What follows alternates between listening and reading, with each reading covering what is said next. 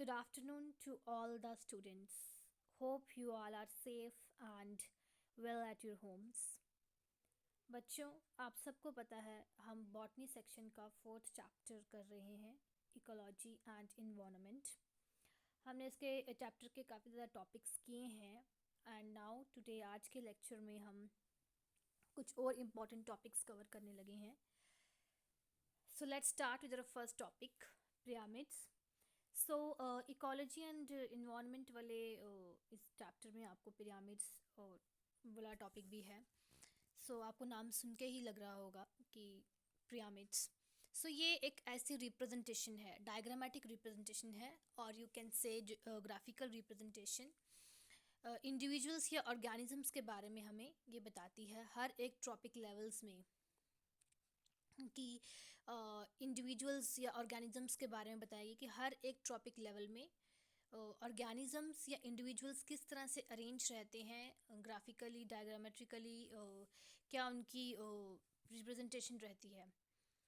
सो हर एक trophic level पे ये डायग्रामेट्रिकली पिरामिड्स इन्हें कहा जाता है। ये शो करते हैं कि ऑर्गेनिजम्स किस तरह से अरेंज हैं, किस तरह की अरेंजमेंट है, हायरार्की लेवल किस तरह का है।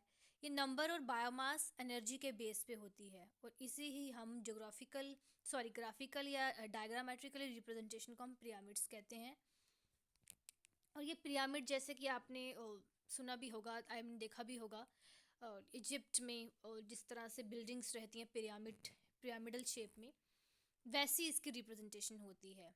सो सबसे नोट डाउन करने वाली बात यह है कि पिरामिड्स कितने टाइप के हैं। पिरामिड्स नंबर के हैं, pyramids of biomass and pyramids of energy. जो पिरामिड्स ऑफ नंबर है वो हमेशा अपराइट ऊपर की तरफ होगा और इन्वर्टेड भी हो सकता है। जो पिरामिड्स ऑफ बायोमास है वो भी अपराइट में यानी कि ऊपर की तरफ और इन्वर्टेड भी हो सकता है, बट जो पिरामिड ऑफ एनर्जी है वो हमेशा अपराइट होता है। ठीक है। सो ये कुछ रिप्रेजेंटेशन है, जैसे कि एक आपके सामने ये पिरामिडल शेप आप देख रहे हैं। So this is the example of upright pyramid in a terrestrial ecosystem. अगर हम एक टेरेस्ट्रियल इकोसिस्टम की बात करें तो उसमें बायोमास का पिरामिड इस तरह से होता है, यानी कि ये अपराइट है। ठीक है। यू कैन सी ये प्रोड्यूसर से हर्बीवोर्स से प्राइमरी कार्निवोर्स और कार्निवोर्स से टॉप कार्निवोर्स।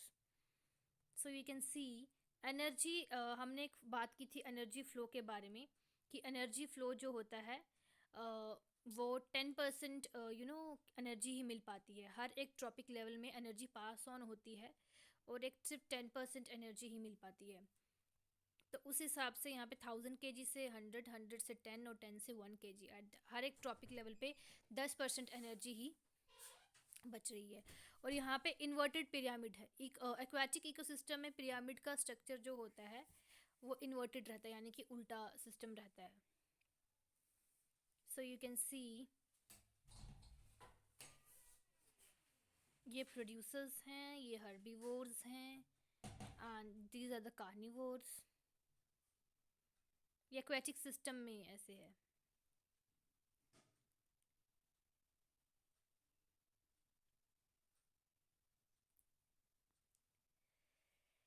सो अब हम पढ़ते हैं सबसे इम्पॉर्टेंट क्वेश्चन। ये आपको एग्ज़ाम में आ भी सकता है, बहुत कॉमन है, हम बचपन से पढ़ते आ रहे हैं। लाइक फूड चेन और फूड वेब का डिफरेंस क्या है। फूड चेन मीन्स एक चेन है, ठीक है ना।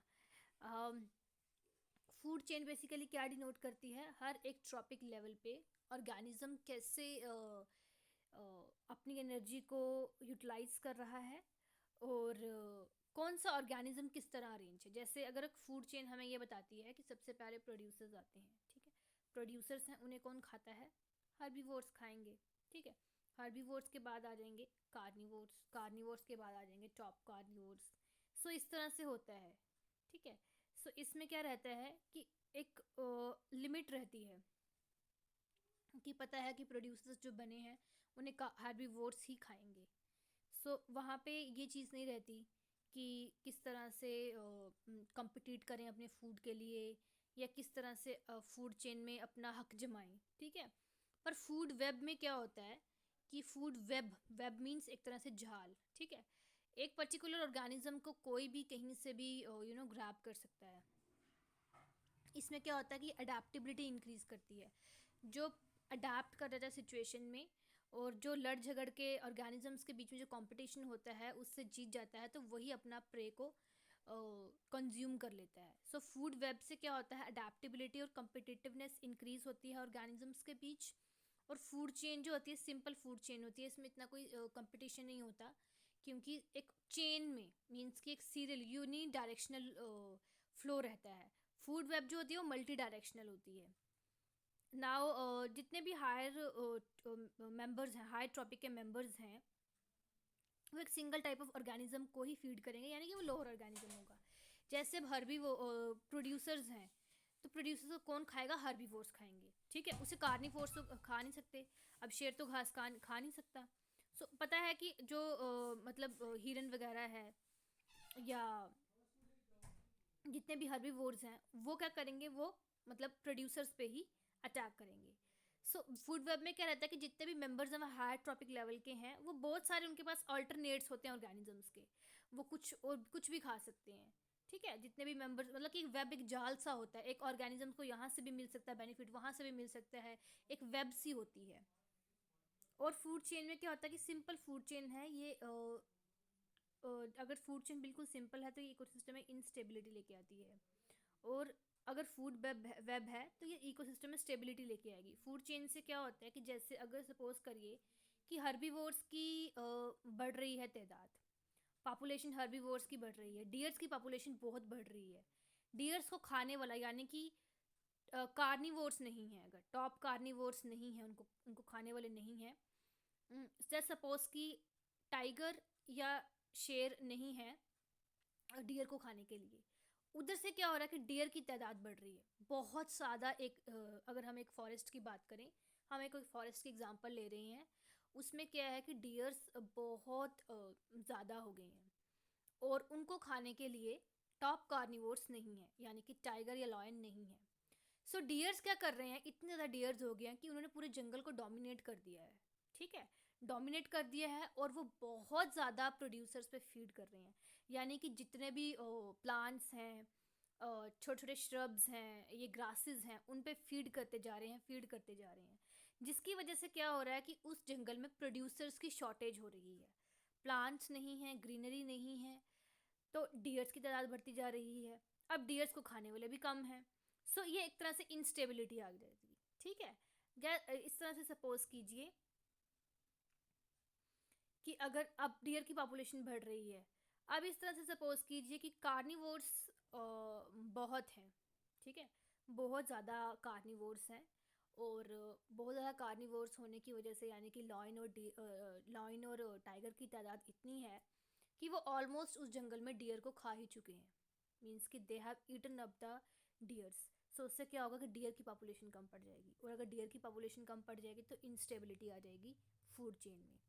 फूड वेब में ऐसा कुछ नहीं रहता, फूड वेब स्टेबिलिटी इंक्रीज करेगी इकोसिस्टम में, फूड वेब के ऑर्गेनिजम्स कहीं से कुछ भी ले सकते हैं, ठीक है।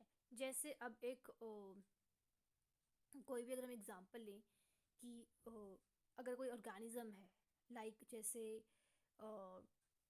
एक अगर हम ईगल की एग्जांपल लेते हैं फूड वेब में, तो अगर उसको जस्ट सपोज कि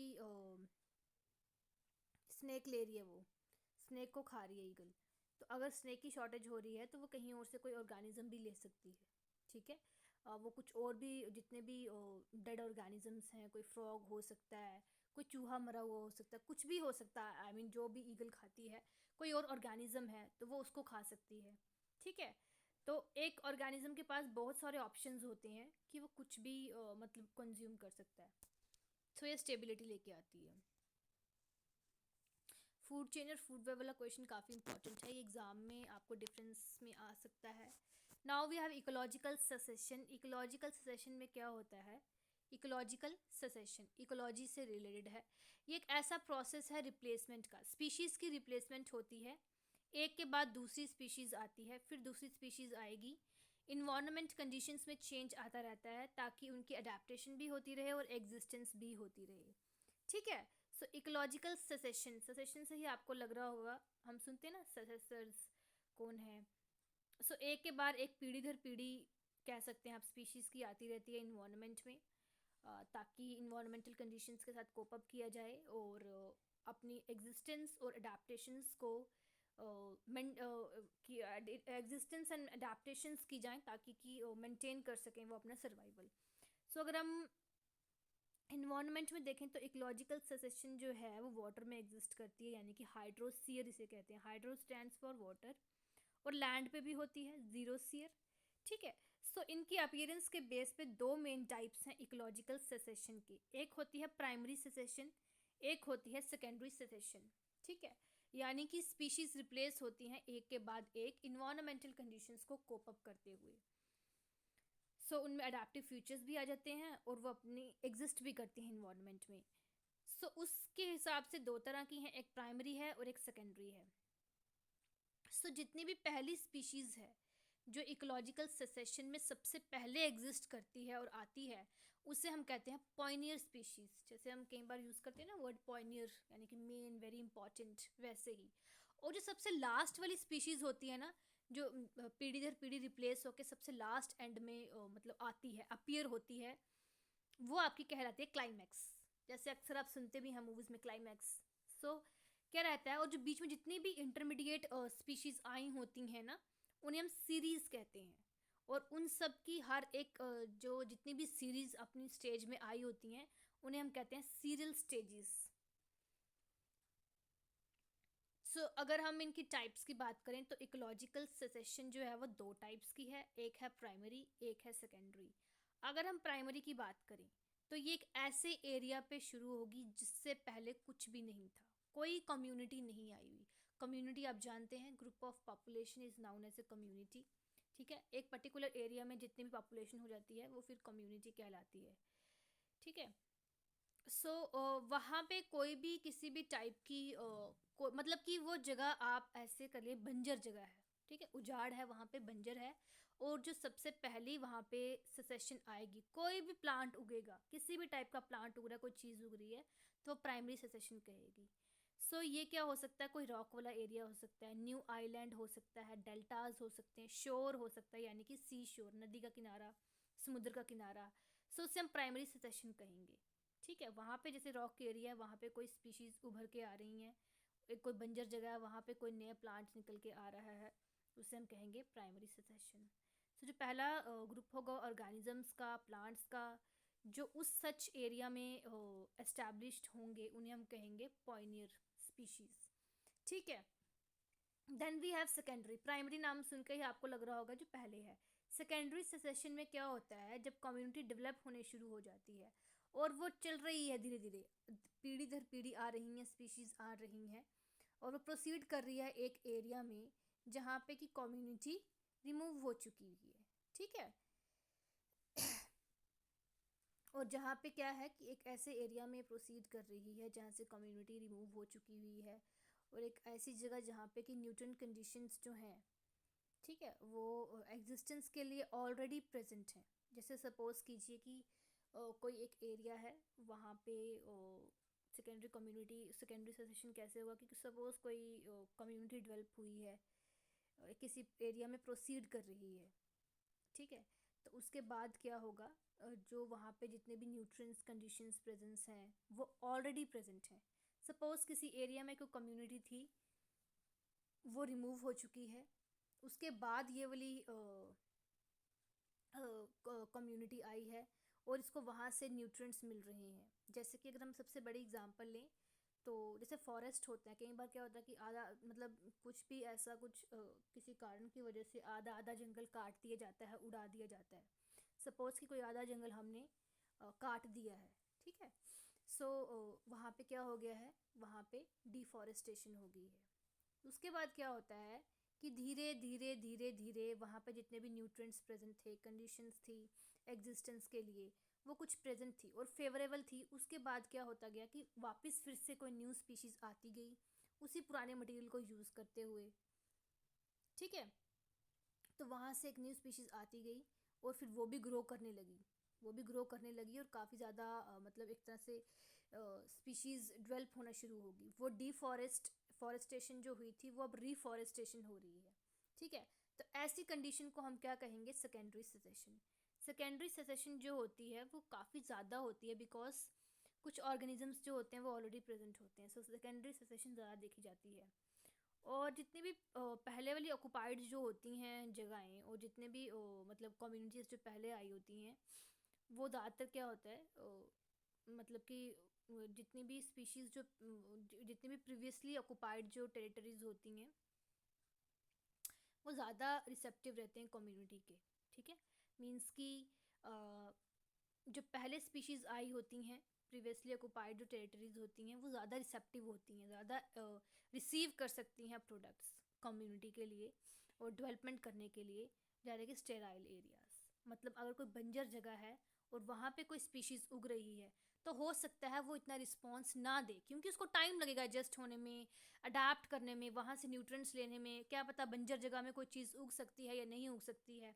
बट जो पहले की जगह थी उसको अब थोड़ा, जैसे जंगल की बात की हमने कि जंगल को उड़ा दिया गया है, बाद में न्यू फिर से जंगल रिफॉरेस्टेशन हो रही है। ठीक है, तो प्रीवियसली ऑक्यूपाइड स्पीशीज़ फिर से अपीयर हो रही हैं, तो वो ज़्यादा इजी रहता है। अगर हम डिफरेंस करते हैं सेकेंडरी और प्राइमरी सेसेशन में, तो प्राइमरी सेसेशन जो होती है वो उस एरिया में होती है जो बिल्कुल बेयर है, यानी कि बंजर एरिया है, स्टेराइल एरिया है। और सेकेंडरी सेसेशन जो होती है वो ऐसे एरिया में होती है जो पहले से हो, जिसे अभी अभी जस्ट रिमूव किया गया हो। इसमें क्या होता है कि प्राइमरी सेसेशन में कोई भी ह्यूमस नहीं होती, सेसेशन के बिगनिंग में किसी भी टाइप की ह्यूमस या न्यूट्रिएंट्स प्रेजेंट नहीं होंगे। और जो सेकेंडरी सेसेशन होगी उसमें क्या होता है कि ऑलरेडी प्रेजेंट होता है, शुरू से ही उसको खुराक मिलती रहती है। सॉइल जो होती है वो एब्सेंट होती है प्राइमरी सेसेशन के टाइम पे, जो सॉइल होती है वो एब्सेंट होती है। और सॉइल ही आपको पता है कि मेन न्यूट्रिएंट है जहाँ से कोई भी चीज़ की पैदावारी होती है, और सॉइल सेकेंडरी सेसेशन में प्रेजेंट होती है। सीरियल कम्युनिटीज़ बहुत ज़्यादा होती हैं प्राइमरी सेसेशन में, और सेकेंडरी सेसेशन में सीरियल कम्युनिटीज़ कम होती हैं। प्राइमरी सेसेशन बहुत टाइम लेती है कंप्लीट होने में, थाउजेंड्स ऑफ ईयर्स भी लग सकते हैं, उससे ज़्यादा भी लग सकते हैं। सेकेंडरी सेशन कम टाइम लेती है अपनी कंप्लीट होने के लिए, क्योंकि वो ऑलरेडी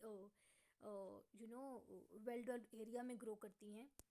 सो उसको 50 से 100-200 साल के बीच में वो कंप्लीट फ्लरिश कर जाती हैं।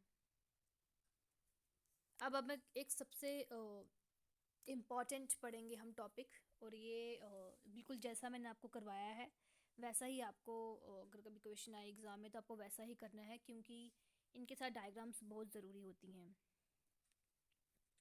सो अगर हम बात करें कि सेसेशन की बात की अभी हमने, इकोलॉजिकल सेसेशंस, और हमने पढ़ा कि दो मेन जगह पे होती हैं, यानी कि aquatic and on bare rock, यानी कि टेरिस्टल जो होती हैं।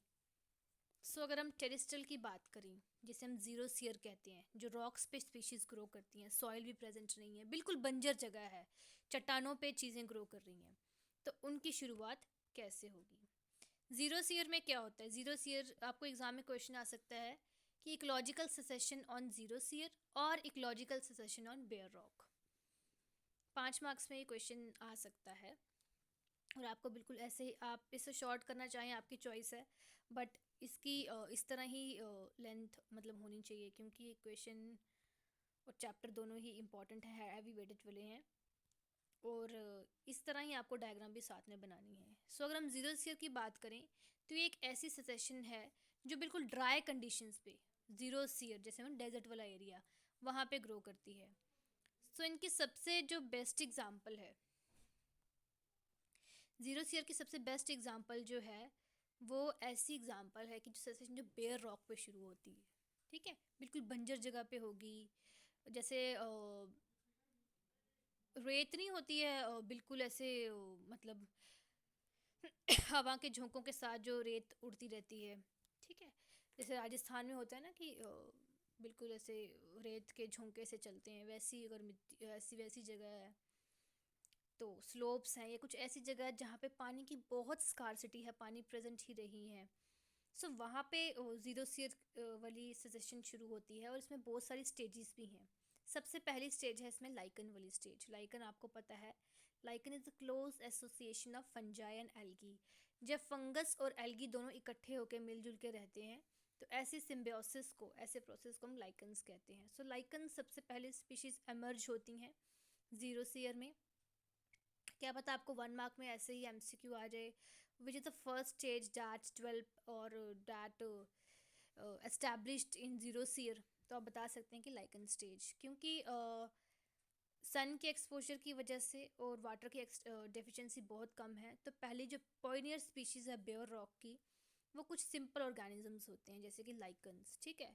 सो उनमें से जो सबसे सक्सेसफुल ऑर्गेनिजम्स हैं वो क्रस्टोज लाइकन्स होते हैं। क्रस्टोज स्टैंड्स फॉर स्टोन्स वगैरह, ठीक है। क्रस्टोज का मीन्स जो क्रस्टी एरिया जैसे कि स्टोन्स वगैरह में जो हो क्रस्ट लेयर पे उगे, तो वो क्रस्टोज लाइकन्स कहलाते हैं। लाइकन्स की भी टाइप है लाइक क्रस्टोज, फोलियोज, फ्रक्टोज। सो ये क्या करते हैं कि एक्सट्रीम कंडीशंस को विदस्टैंड कर देते हैं डेसिकेशन की वजह से, क्योंकि बहुत ज़्यादा ड्राइनेस होती है और ये वो चीज़ को झेल लेते हैं। फिर रेनी सीजन में क्या होता है कि वो बहुत सारा पानी एब्जॉर्ब कर लेते हैं और बहुत ज़्यादा फ्लरिश कर जाते हैं। सो इनमें से जो कॉमन स्पीशीज़ है क्रस्टोज लाइकन्स की वो है राइजोकार्पन एंड रिंसोडिना। देन क्या होता है कि जिस तरह वो ज़्यादा से ज़्यादा बारिश होती है, मॉइस्चर होता है, ह्यूमिडिटी इंक्रीज़ होती है, तो वो ह्यूमस को एक्यूमुलेट कर लेंगे और एक थिन लेयर बन जाती है सॉइल की। वो मतलब कि एक तरह से मिट्टी बनना शुरू हो जाती है। सो उसमें बहुत सारे रॉक पार्टिकल्स होते हैं, राइकन्स के रिमेन्स भी होंगे, डस्ट पार्टिकल्स भी होंगे और मॉइस्चर भी होगा। सेकेंड आपकी आती है मॉस स्टेज। मॉस स्टेज में क्या होता है, सबसे पहले कि डस्ट और ह्यूमस की एक्यूमुलेशंस की वजह से क्या होता है कि इन्वायरमेंट में कुछ चेंजेस आना शुरू हो जाते हैं, जिससे कि सेकेंडरी कम्युनिटीज एस्टैब्लिश होना शुरू हो जाती हैं। थर्ड आपकी आती है हर्बेशियस स्टेज। हर्बेशियस स्टेज में, हर्बेशियस नाम सुन के ही आपको लग रहा है कि स्मॉल ग्रीन प्लांट्स। इसमें क्या होता है, जितने भी मॉसेस होते हैं, ठीक है, मॉसेस जो होते हैं वो ज़्यादा मतलब कि फ्लरिश कर देते हैं, एक्सटेंसिव होना शुरू रहते हैं और सॉइल एक्यूमुलेटर्स डेवलप हो जाते हैं और ज़्यादा से ज़्यादा सॉइल एक्यूमुलेट करते हैं। अगर आप इस चीज़ को गौर करो तो लाइकन स्टेज यानी कि एल्गी, अगर हम प्लांट्स में भी देखते हैं ना, सबसे पहले एल्गी आती है, देन मॉसिस यानी कि ब्रायोफाइट्स। सो हर्बेशियस स्टेजेस में क्या होता है कि हर्बेशियस स्टेज में फिर वो सॉइल एक्यूमुलेटर्स ज़्यादा डेवलप हो जाते हैं और ज़्यादा से ज़्यादा मिनरल मटेरियल जो है वो सॉइल में ऐड किया जाता है, ठीक है, और जितना भी एसिड है वो निकल जाता है, ठीक है, और वेजिटेशन होना शुरू हो जाती है। मतलब कि जैसे ऊपर ऊपर परत बनना शुरू हो जाएगी, वेजिटेशन होना शुरू हो जाएगी और मिनरल सॉइल लेयर की डेप्थ इंक्रीज होना शुरू हो जाती है। और ये सब क्यों होता है, क्योंकि एक तरह से मिनरल्स एक्यूमुलेट हो रहे हैं, सॉइल बन रही है। अब हम कोई भी चीज़ फसल उगाते हैं तो सबसे ज़रूरी होती है सॉइल, फर्टाइल है सॉइल या नहीं है, सॉइल की क्वालिटी कैसी है, किस टाइप की सॉइल है, whether it is loamy, Sandy, laterite, किस तरह की रेड सॉइल, लाल मिट्टी होती है कोई, ठीक है, तो किस तरह की सॉइल है। Next we have shrub stage. Herbaceous यानी कि स्मॉल ग्रीन प्लांट्स, श्रब्स यानी कि जो हर्बेशियस प्लांट्स थोड़े बड़े हों। इनमें क्या होता है, फर्दर इन्वायरमेंट की मॉडिफिकेशंस आती हैं जिनकी वजह से क्या कंडीशंस ऐसी बन जाती हैं कि कोई भी चीज़ जर्मिनेट हो सके, उग सके, ठीक है। पेरिनल वुडी प्लांट्स, पेरिनल होते हैं सीजनल प्लांट्स, जैसे कि अकेशिया, बबूल, ठीक है, जिजीपस, जैसे कि ये जिजीपस के स्पेलिंग PUS, जिजीपस, ऐसे कुछ प्लांट्स उगना शुरू हो जाते हैं। और जैसे श्रब स्टेज अप्रोच होती है तो बहुत सारे एनिमल्स भी आना शुरू हो जाते हैं और उनका नंबर भी इंक्रीज़ हो जाता है और उनकी क्वांटिटी भी इंक्रीज़ होना शुरू हो जाएगी और वो क्लियर हो जाएंगी बिल्कुल कि येस एनिमल्स आर ग्रोइंग।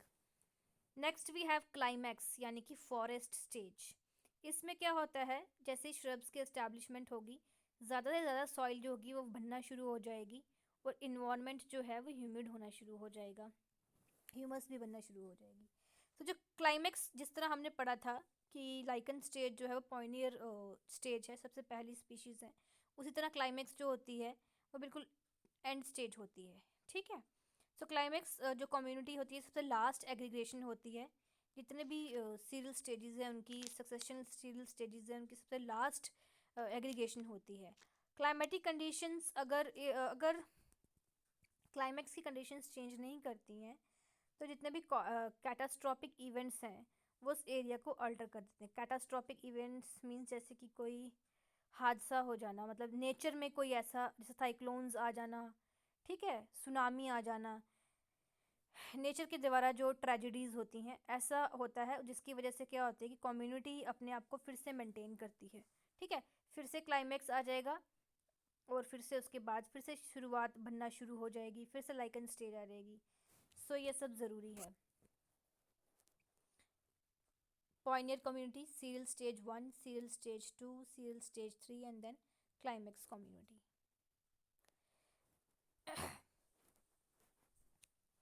एक और इम्पॉर्टेंट टॉपिक पढ़ेंगे हम, लाइक बायोस्फीयर रिजर्व्स। ठीक है, बायोस्फीयर रिजर्व्स क्या हैं? बायोस्फीयर वर्ड से आपको पता चल रहा होगा, मीन्स बायोस्फीयर एक ऐसा स्फीयर या एक ऐसा, और जैसे हम एटमोस्फीयर पढ़ते हैं, ठीक है, स्फीयर एक ऐसी फील्ड, अर्थ एक ऐसा पार्ट अर्थ का जहाँ पे लाइफ हो, वेयर द लाइफ ओरिजिनेट्स। ठीक है, जितने भी प्लांट्स हैं, एनिमल्स हैं, जो भी हैं, जिस ऐसी एरिया, ऐसे स्पेसिफाइड एरिया में जहाँ पे लाइफ पॉसिबल है, उसे आप कहते हैं बायोस्फीयर। और बायोस्फीयर रिजर्व मीन्स एक ऐसा जोन और एरिया जहाँ पे एक स्पेसिफाइड एरिया में, यानी कि बायोस्फीयर रिजर्व क्या कहलाता है, ऐसा स्पेसिफाइड एरिया यहाँ पे क्या हो, लैंड हो, और वहाँ पे बहुत सारी हम स्पीशीज़ को प्रिजर्व करके रखे हैं, वहाँ पे बहुत सारी स्पीशीज़ हैं, वो रह रही हैं, बायोस्फीयर वहाँ पे एग्जिस्ट कर रहा है, वहाँ पे हमारा बायोस्फीयर रिजर्व है। सो बायोस्फीयर रिजर्व एक ऐसा स्पेशलाइज्ड एरिया बन जाएगा जहाँ पे मतलब कि लैंड जो है उसका यूज़ परमिटेड है, और उनको हमने जोन्स में कन्वर्ट कर दिया है एक पर्टिकुलर एक्टिविटी के लिए। पता है यहाँ पे लाइफ पॉसिबल है, मिट्टी है, लैंड है, और यहाँ पे लाइफ पॉसिबल है, तो उस एरिया को हम क्या करेंगे कि जोन्स में डिवाइड कर देंगे। एक आ जाएगी हमारी बफर जोन, फिर आ जाएगी हमारी कोर जोन, फिर आ जाएगी हमारी ट्रांजिशन जोन। ठीक है, सो अगर हम बायोस्फीयर रिजर्व की जोन्स की बात करें तो 3 तरह की होंगी। कोर जोन में क्या होता है कि कोई भी ह्यूमन एक्टिविटी अलाउड नहीं होती है। बफर जोन में क्या होता है कि ह्यूमन एक्टिविटी कम कम अलाउड होती है। ठीक है, ये जोन्स ही इसलिए बनाई हुई हैं ताकि बायोस्फीयर को बचाया जा सके। मैनिपुलेशन और ट्रांजिशन जोन में इसमें क्या होता है कि बहुत सारी ह्यूमन एक्टिविटीज़ जो हैं वो इस जोन में हो सकती हैं। Now role of biosphere reserve. Biosphere reserve क्यों बनाए जाते हैं? सबसे पहली बात कि बायोस्फीयर यानी कि लाइफ, मतलब कि यहाँ पे लाइफ पॉसिबल है, यहाँ पे ऑर्गेनिजम्स रह रहे हैं, तो जितनी भी वाइल्ड पॉपुलेशन है उसकी प्रिजर्वेशन के लिए बनाया जाता है। ठीक है, जितने भी ट्रेडिशनल और ट्राइबल्स लाइफस्टाइल है उसे बचाने के लिए, जेनेटिक रिसोर्सेज को बचाने के लिए। ठीक है, बहुत सारे प्लांट्स और एनिमल्स के जितने भी जेनेटिक रिसोर्सेज की तरह जो एक्ट करते हैं उन्हें बचाने के लिए बायोस्फीयर में अगर हम ये जोन्स बनाएंगे तो हमें फ़ायदा होगा। जैसे कि हमने कोर जोन में पढ़ा कि कोई भी ह्यूमन एक्टिविटी अलाउड नहीं है। This means this particular zone में लाइफ या जितने भी ऑर्गेनिजम्स हैं उनकी हमें ज़्यादा ज़रूरत है और उनकी तादाद कम ना हो जाए, इसलिए हमने ह्यूमन एक्टिविटी अलाउड नहीं की। ह्यूमन एक्टिविटी यानी कि जैसे अब आजकल ह्यूमंस जो मैन जो है वो मॉडर्नाइजेशन कर रहा है, डेवलपमेंट कर रहा है, सो वहाँ पे वो डेवलपमेंट अलाउड नहीं है ताकि कुछ ना कुछ तो बचा रहे। ठीक है, सो इन जोन्स का ये मतलब होता है। ये डायग्राम्स के थ्रू भी है, ये बफर जोन है, ये कोर जोन है और ये ट्रांजिशन जोन है। नेक्स्ट वी हैव IUCN, इसका नाम आपने सुना होगा, international union of conservation of nature and natural resources. एक ऐसी यूनियन है, ठीक है, इंटरनेशनल यूनियन है, ठीक है, अंतर्राष्ट्रीय गठबंधन है, जिससे क्या होता है कि नेचर और नेचुरल रिसोर्सेज को आप बचा सकते हैं। रेड लिस्ट भी कहते हैं आप इसको। सो इसमें क्या होता है कि जितने भी टेक्सास हैं उनका कैटलॉग रहता है, यानी कि उनकी लिस्ट रहती है, जो कि क्या कर रहे हैं, एक्सटेंशन फेस कर रहे हैं, घट रहे हैं, वो ख़त्म हो रहे हैं, ऐसे रिस्क में है। इसका मतलब ये बनाया क्यों गया है? ताकि अवेयरनेस हो सके कि बायोडाइवर्सिटी का नुकसान हो रहा है। अगर हम IUCN बनाएंगे, एक लिस्ट बनाएंगे कि ये चीज़ें एक्सटेंट हो रही हैं या ये इनकी अवेयरनेस इस चीज़ की करो, तो उससे क्या होगा कि बायोडाइवर्सिटी के लॉस को हम बचा सकते हैं। Biodiversity stands for the diversity of living organisms. Endangered species की हम आइडेंटिफिकेशन कर सकते हैं और डॉक्यूमेंटेशन कर सकते हैं। ग्लोबल इंडेक्स इससे बन सकता है ताकि बायोडाइवर्सिटी का डिक्लाइन ना हो सके, और कंजर्वेशन को ये डिफ़ाइन करता है IUCN। ठीक है, IUCN बेसिकली है किस लिए कि हम कंजर्वेशन कर सकें नेचर की, कुदरत की और नेचुरल रिसोर्सेज की। सो इसके पास कुछ रिकॉग्नाइज्ड 8 रेड लिस्ट कैटेगरीज हैं जिनमें स्पीशीज़ फॉल करती हैं और उन्हें हमें प्रिजर्व करना है, ठीक है। जैसे कि सबसे पहले है एक्सटिंक्ट। टैक्सॉन। टैक्सॉन क्या होगा? हमने ये 11th में पढ़ा भी हुआ है कि 11th टैक्सा और टैक्सॉन क्या होता है। एक ऐसा रैंक, कोई भी एक ऐसा रैंक, ठीक है, क्लासिफिकेशन में कोई भी एक ऐसा रैंक जो कि इंक्लूड हो। टैक्सा क्या हो सकता है? टैक्सा एक ऑर्डर हो सकता है, फैमिली हो सकता है, स्पीशीज़ हो सकती है, टैक्सा कुछ भी हो सकता है। तो टैक्सॉन को मैं एग्जिस्ट तब मानेंगे जब कोई भी ऐसा हमें डाउट नहीं है कि वो लास्ट इंडिविजुअल जो है वो मर चुका है। सपोज करो dodo is a bird of Mauritius, ठीक है। डोडो अब एक्सटिंक्ट है। Dodo is a bird, Mauritius का बर्ड है, वो अब एक्सटिंक्ट हो चुका है। और वो एक्सटिंक्ट की कैटेगरी में कैसे आया है? वो एक्सटिंक्ट की कैटेगरी में ऐसे आया है कि हमें 101% श्योर है कि उसका जो लास्ट से भी लास्ट इंडिविजुअल था ना, वो भी मर चुका है।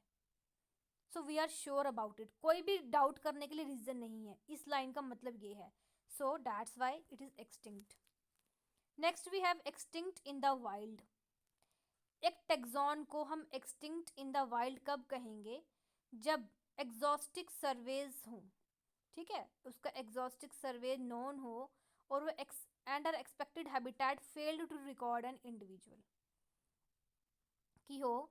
जितने भी उसका जो एक्सपेक्टेड हैबिटेट है जहाँ पे वो रहता है ओरिजिनली, वहाँ पे उस इंडिविजुअल का रिकॉर्ड हमारे पास, हमें उसका रिकॉर्ड नहीं मिल रहा कि ये इंडिविजुअल है या नहीं है, ठीक है। सो हमें ये नहीं पता है कि उसका रिकॉर्ड है या नहीं है। और हमें ये भी पता है कि हमने जितने मतलब कि उसके एग्जॉस्ट होने के जितने भी सर्वेज हैं वो हमें पता है। और उसका जितना भी एक्सपेक्टेड हैबिटेट है वहाँ पे हमें उसका कोई रिकॉर्ड नहीं मिल रहा है। So this is called extinct in the wild. Critically endangered. Critically endangered क्या होगा? जब एक ऐसी मतलब स्पीशीज़ है, कोई एक टेक्सॉन है, वो बहुत ज़्यादा हाई रिस्क में है। इतने हाई रिस्क में है कि मतलब ऐसा लगता है कि अगर और इसका शिकार होने लगा या और ये स्पीशीज़ तो ये एक्सटिंक्ट हो जाएगी। बड़ा उसका हाई रीज़न है ख़त्म होने का कि हमें ये प्रजाति कभी मिलेगी ही नहीं। बड़े रिस्क में है, अभी ख़त्म नहीं हुई है, एक्सटिंक्ट नहीं हुई है, बट उसका रिस्क बड़ा हाई है ख़त्म होने का। आगे जो फ्यूचर आने वाला है उसमें वो ख़त्म हो सकती है। जैसे कि टाइगर्स के लिए कह रहे हैं कि बहुत कम स्पीशीज़ बची हैं टाइगर्स के लिए। Tiger is our national animal. तो 1947 तक क्या था कि लॉइन था हमारा नेशनल एनिमल। उसके बाद क्या हुआ कि क्योंकि लॉइन की स्पीशीज़ कम होने लगी तो टाइगर को बना दिया गया कि it is a national animal. So अभी एक्सटिंक्ट नहीं हुआ है बट हाई रिस्क है बहुत। यह आता है critically endangered. Then we have endangered. Endangered क्या होगा कि ये क्रिटिकली एंडेंजर्ड नहीं है, मतलब इतना ज़्यादा भी एंडेंजर्ड नहीं है कि बिल्कुल खतरे मतलब कि खतरे की लाल घंटी इस पे लटकी हुई है, ऐसा नहीं है।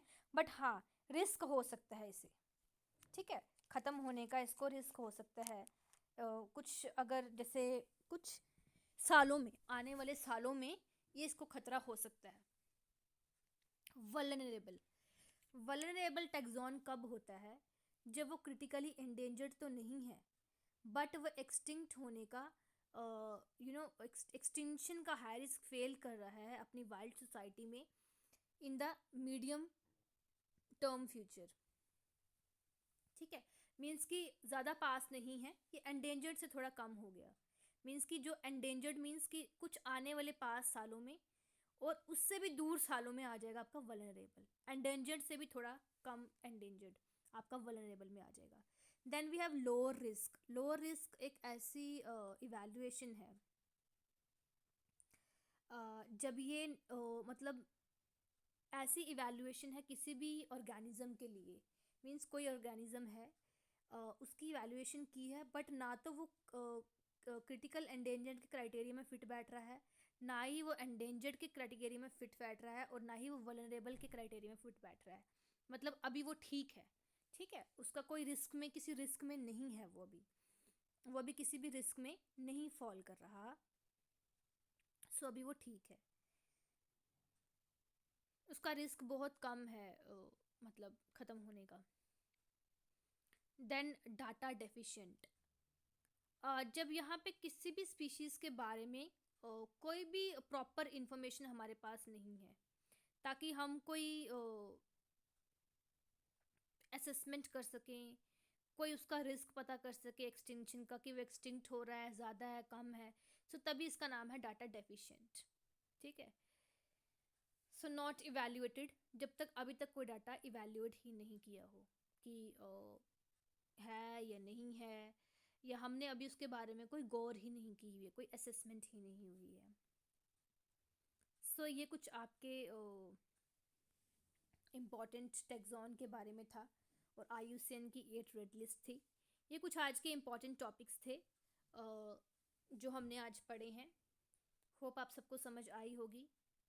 कल हम इसके रिलेटेड नेक्स्ट कुछ इम्पॉर्टेंट टॉपिक्स पढ़ेंगे और जो भी कोई इम्पॉर्टेंट टॉपिक है या कुछ ऐसा इम्पॉर्टेंट है जो हमसे छूट भी गया हो, कोई बात नहीं, नो डाउट हम उसे भी आगे करने की कोशिश करेंगे।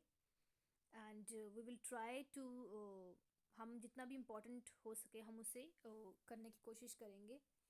और ये एक एक्चुअल एंड में ये डायग्राम जो अभी हमने ज़ीरोस्फीयर पढ़ा है उसके बारे में मैं आपको बता देती हूँ। ये है क्रस्टोज लाइकन स्टेज, ये पॉइनर स्पीशीज़ है। Then it is foliose lichen stage, जो लीफ वाले areas foliose like, and this is fruticose lichen stage, ये मॉस स्टेज है। इस तरह से स्पीशीज़ रिप्लेस होती हैं, ये पॉइनियर स्पीशीज़ है क्रस्टोज वाली। And this is shrub stage, ये ट्रीज़ हैं और ये क्लाइमेक्स ट्रीज़ हैं जो फॉरेस्ट में कवर हो चुके हैं। सो ये डायग्राम भी आपको बनानी है एग्ज़ाम में लिखने के साथ साथ। आई होप आप सबको समझ आ गया हो। Thank you and God bless you all.